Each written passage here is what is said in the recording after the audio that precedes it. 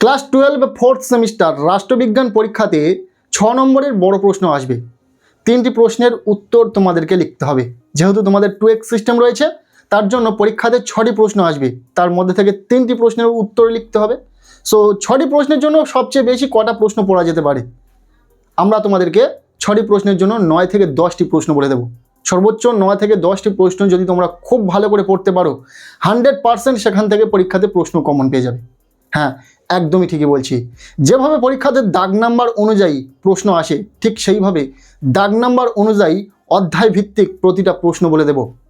ধরো তোমাদের প্রথম অধ্যায় থেকে 6 নম্বরের 2টি প্রশ্ন আসবে, একটি প্রশ্নের উত্তর লিখতে হবে। আমরা তোমাদেরকে সেখান থেকে মাত্র 3টি প্রশ্ন বলে দেব। পরীক্ষাতে 2টি প্রশ্ন আসবে। ঠিক একইভাবে তৃতীয় অধ্যায় বিশ্বায়ন থেকে পরীক্ষাতে 2টি 6 নম্বরের প্রশ্ন আসবে, একটি প্রশ্নের উত্তর লিখতে হবে। আমরা তোমাদেরকে সেখানে 4টি প্রশ্ন বলে দেব। এবং তারপর যে অধ্যায়টি রয়েছে চতুর্থ অধ্যায় ভারত সরকারের বিভিন্ন বিভাগ, ওখান থেকে পরীক্ষাতে 6 নম্বরের 2টি প্রশ্ন আসবে, একটি প্রশ্নের উত্তরে লিখতে হবে। আমরা তোমাদেরকে খুব বেশি হলে 4 থেকে 5টি প্রশ্ন বলে দেব। তার মধ্যে থেকে 100% পরীক্ষাতে প্রশ্ন কমন এসে যাবে। হ্যাঁ, একদম ঠিকই বলছি। পরীক্ষাতে 3টি প্রশ্নের উত্তরে লিখতে হবে। 18টা নম্বর রয়েছে এবং তোমরা খুব সহজে ওই 18 নম্বর পেয়ে যাবে যদি আজকের এই ভিডিওতে বলা একদম গুটি কয়েক কিছু প্রশ্ন দেখে রাখতে পারো। হ্যাঁ, একদম দাগ নাম্বার অনুযায়ী অধ্যায় ভিত্তিক প্রতিটা প্রশ্ন তোমাদেরকে বলে দেব। চলো প্রতিটা প্রশ্ন দেখে নেওয়া যাক। যেভাবে প্রশ্নপত্রের দাগ নাম্বার অনুযায়ী প্রশ্ন আসে, পাশাপাশি অধ্যায় ভিত্তিক কোন অধ্যায় থেকে প্রশ্ন আসবে, কোন দাগে, সমস্তটাই শেয়ার করছি। একদম বুঝে নেবে। প্রশ্নপত্রে 9-এর দাগে অর্থাৎ বিভাগ গ 9-এর দাগে থাকবে 6 নম্বরের বড় প্রশ্ন। 9, 10 এবং 11 এই 3টি 6 নম্বরের বড় প্রশ্ন থাকবে। 9-এর দাগে যে প্রশ্নটি থাকবে তার অথবা হিসাবে আরও একটি প্রশ্ন থাকবে, অর্থাৎ 2টি প্রশ্ন থাকবে 9-এর দাগে। যে কোনো একটি প্রশ্নের উত্তর লিখতে হবে। আমরা তোমাদেরকে 9-এর দাগ থেকে 3টি প্রশ্ন বলে দেব। এই 3টি প্রশ্ন পড়া থাকলে হুবহু একটি প্রশ্ন তোমরা অবশ্যই পরীক্ষাতে লিখতে পারবে। এই প্রশ্নের মধ্যে থেকে তোমাদের পরীক্ষাতে প্রশ্ন আসবে। দেখে নাও প্রশ্নগুলি। প্রথম প্রশ্ন, আন্তর্জাতিক সম্পর্ক কাকে বলে? আন্তর্জাতিক সম্পর্ক এবং আন্তর্জাতিক রাজনীতির মধ্যে পার্থক্য উল্লেখ করো। ভীষণ ইম্পর্টেন্ট একটি প্রশ্ন, খুব ভালো করে পড়বে। এরপর দ্বিতীয় প্রশ্ন, উদারনীতিবাদের মূল বৈশিষ্ট্যগুলি আলোচনা করো। এর সাথে মার্ক্সবাদের মূল নীতিগুলি লেখো। এই প্রশ্নটিও অত্যন্ত গুরুত্বপূর্ণ প্রশ্ন, খুব ভালো করে পড়বে। এরপর 3 নম্বর প্রশ্ন, আন্তর্জাতিক সম্পর্কের ক্ষেত্রে আদর্শবাদ এবং বাস্তববাদের তুলনামূলক আলোচনা করো। ব্যাস, এই 3টি প্রশ্ন যদি তুমি খুব ভালো করে পড়ে রাখতে পারো, হুবহু পরীক্ষাতে 9-এর দাগের প্রশ্ন তুমি কমন পাবে। 2টি প্রশ্ন থাকবে, একটি প্রশ্নের উত্তরে লিখতে হবে। এই প্রশ্নগুলি আসবে তোমাদের পাঠ্য বইয়ে প্রথম অধ্যায় থেকে 6 নম্বরের বড় প্রশ্ন, আন্তর্জাতিক সম্পর্ক, মূল ধারণা এবং রাজনৈতিক তত্ত্ব। এই প্রথম অধ্যায় থেকে এই প্রশ্ন 3টি তোমরা খুব ভালো করে পড়ে রাখো 6 নম্বরের বড় প্রশ্নের জন্য। তাহলে কিন্তু পরীক্ষাতে হুবহু এই 3টি প্রশ্নের মধ্যে 2টি প্রশ্ন পরীক্ষাতে আসবে, একটি প্রশ্নের উত্তর লিখতে হবে। নেক্সট আমরা দেখে নেব পরবর্তী যে প্রশ্নটি, 10-এর দাগ বিভাগ গড় 10-এর দাগে যে প্রশ্নটি আসবে, সেখানে 2টি প্রশ্ন থাকবে। আমরা তোমাদেরকে 4টি প্রশ্ন বলে দেব। হুবহু এখান থেকেই তোমাদের পরীক্ষাতে 2টি প্রশ্ন আসবে, 2টির মধ্যে থেকে একটি প্রশ্নের উত্তর লিখতে হবে। কিভাবে সাজেশনটা তোমাদের জন্য রেডি করা হয়েছে একদম বুঝতে পারছো। অধ্যায় তো বলে দিচ্ছি, পাশাপাশি একদম দাগ নাম্বার অনুযায়ী তোমাদেরকে প্রশ্ন বলে দিচ্ছি।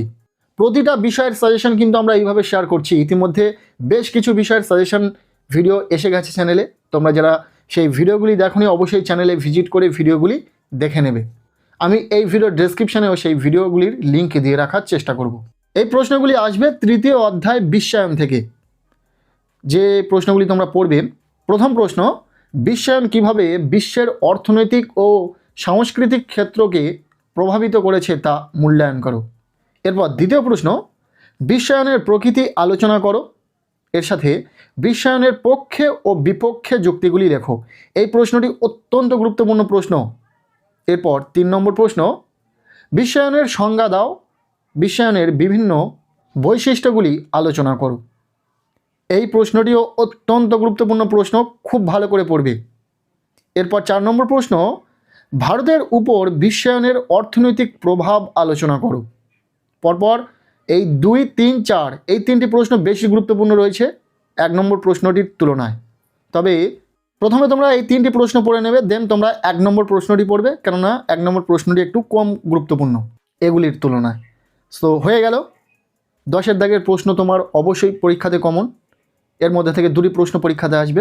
নেক্সট আমরা দেখে নেব, প্রশ্নপত্রে থাকবে বিভাগ গ 11 দাগ।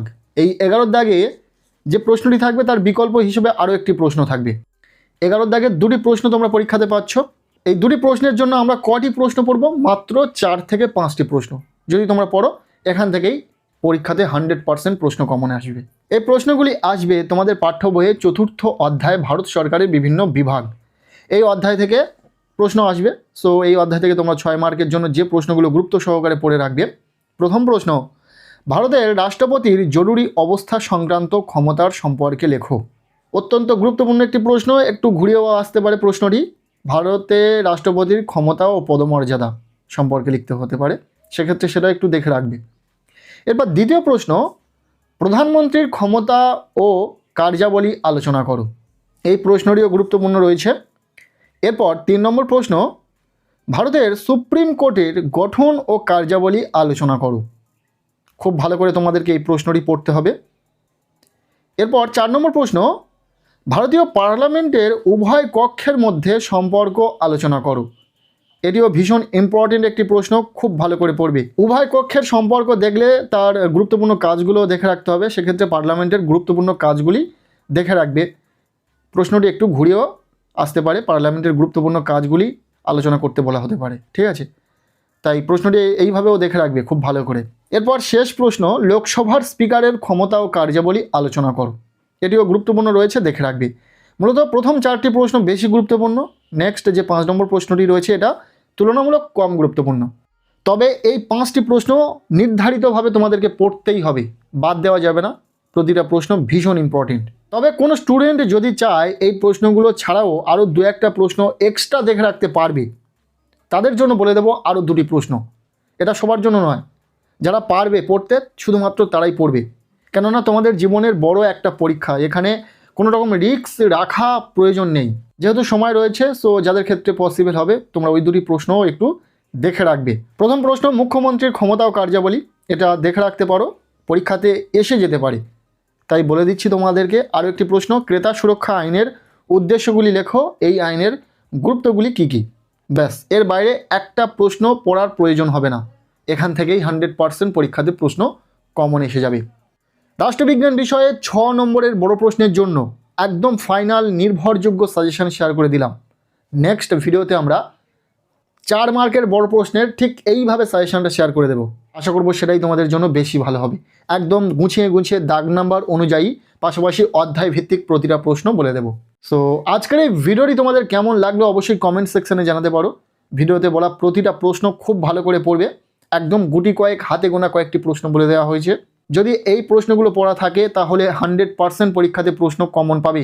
রাষ্ট্রবিজ্ঞান বিষয়ে 6 নম্বরের বড় প্রশ্ন 100% তোমার কমন থাকবে। পাশাপাশি 4 নম্বরের প্রশ্নের সাজেশনও আমরা খুব তাড়াতাড়ি দিয়ে দেবো, সেই ভিডিওটিও দেখে নেবে। 1 থেকে 2 দিনের মধ্যে ভিডিওটি পেয়ে যাবে চ্যানেলে। আর আমরা ইতিমধ্যে বাংলা, ইতিহাস, এডুকেশন প্রভৃতি বিষয়ের সাজেশন এবং নমুনা প্রশ্নপত্রের সেট শেয়ার করেছি। যারা সেই ভিডিওগুলি দেখোনি অবশ্যই চ্যানেলে ভিজিট করে ভিডিওগুলি দেখে নেবে। এছাড়াও এই ভিডিওর ডেসক্রিপশানে আমি ভিডিওর লিঙ্ক দিয়ে রাখবো। আজকের এই ভিডিওটি কেমন লাগলো অবশ্যই জানিও। ভিডিওটি ভালো লেগে থাকলে লাইক করে দাও, আর পারলে ভিডিওটি বন্ধুদের সাথে প্রচুর শেয়ার করে দাও। দেখা হচ্ছে নেক্সট কোনো ভিডিওতে, ততক্ষণের জন্য টেক কেয়ার, বাই।